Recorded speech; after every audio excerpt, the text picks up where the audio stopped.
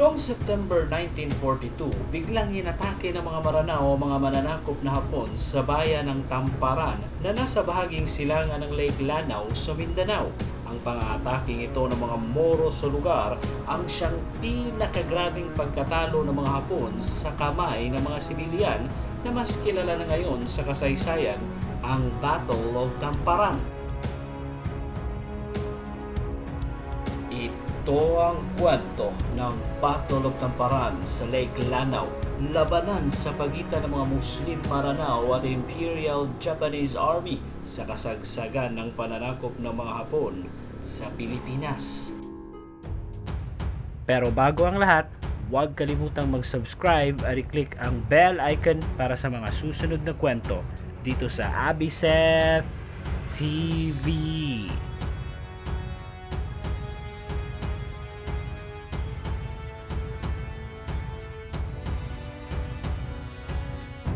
Noong May 1942, tagumpay na nagmarcha ang mga Hapon papasok sa bayan ng Dansalan ng provincial capital ng Lanao Province sa Mindanao para simulan ang kanilang pamumuno at ipasailalim sa kanilang kontrol ang ilang libong mga sibilyang Moro sa lugar, ang mga Maranao. Lingid sa kaalaman ng mga Hapon na ang mga Maranao ay kilala ring matatapang lalahi at ayaw magpasakop sa mga banyaga. Mahaba ang kasaysayan ng mga Maranao sa pagkikipaglaban para sa kanilang pagkakasarinlan. Simula pa sa panahon ni Sultan Kudarat ay ilang beses na silang nakipaglaban sa mga mananakop na Espanyol para protektahan ang kanilang kultura at nasasakupan. Ilang beses na rin nilang napatalsik ang mga Kastila sa kanilang teritoryo sa mahabang kasaysayan ng pananakop ng mga Espanyol sa Mindanao. Hanggang noong 1903 na magsagawa ng isang brutal na kampanya ang mga Amerikano sa Lake Lanao region sa pamumuno ng US Captain na si John J. Pershing. Binomba nito ng binomba ang mga Maranao sa Lanao gamit ang kanilang mga artillery para mapacify ang mga Moro sa lugar. Dahil sa superior firepower ng mga Amerikano ay tuluyan na nilang nakontrol ang buong rehiyon. Pero nang sumiklab ang digmaan sa Pacific noong December 1941 matapos ang sorpresang pang-aatake ng mga Hapon sa Pearl Harbor sa Hawaii, biglang nagbago ang sitwasyon sa lugar dahil noong May 1942, tagumpay na bumagsak sa kamay ng mga Hapon ang Lake Lanao region mula sa mga Amerikano. Pero ang hindi alam ng mga Hapon ay kasama nilang namana mula sa mga Amerikano ang napaka-rebellious na mga Maranao sa lugar.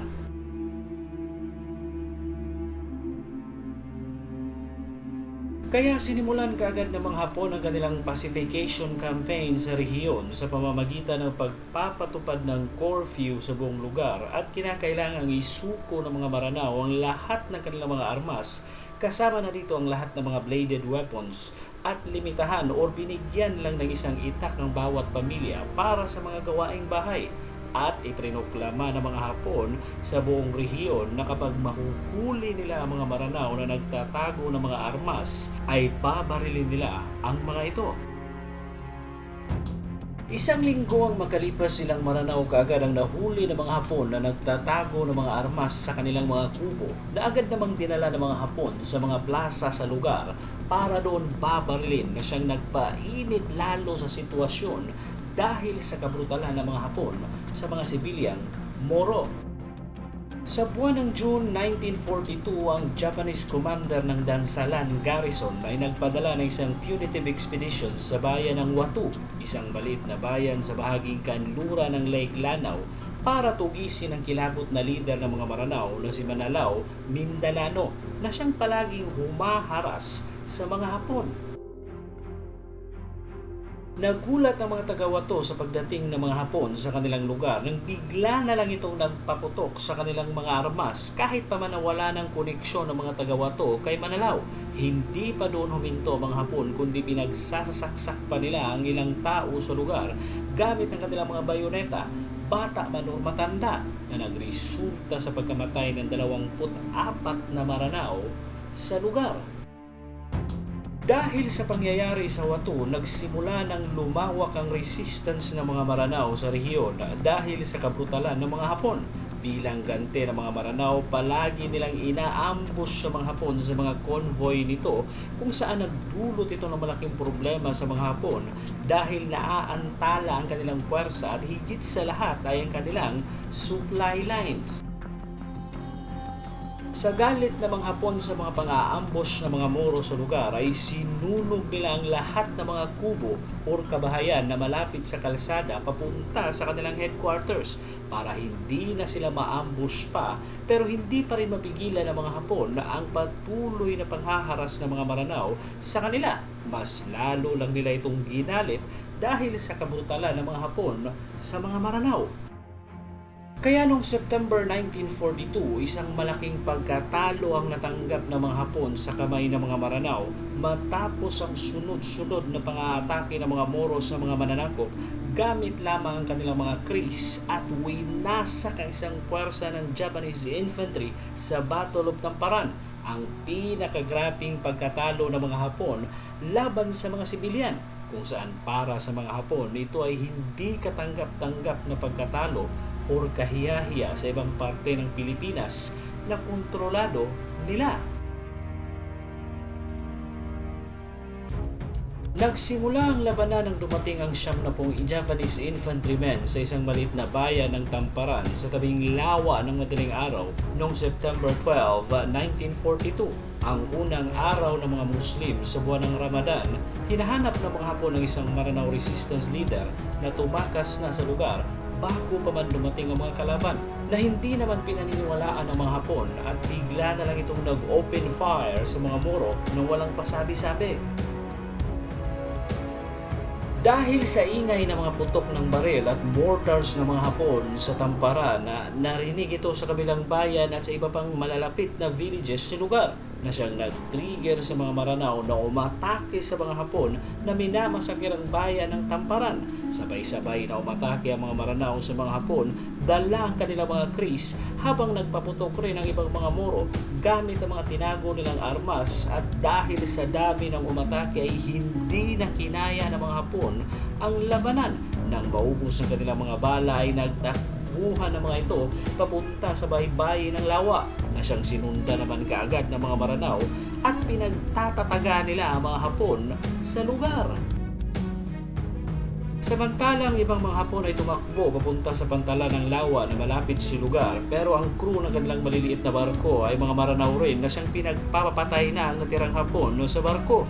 Isa sa mga officers ng Japanese infantry na si First Lieutenant Atsu Taikuchi ay nakabalik sa pier ng lawa, pero naabutan niyang pinagtatataga ang lahat ng kanyang mga sundalo at paparating papapunta sa kanya ang mga Maranao na humahabol sa mga nagre-retreat na mga Hapon.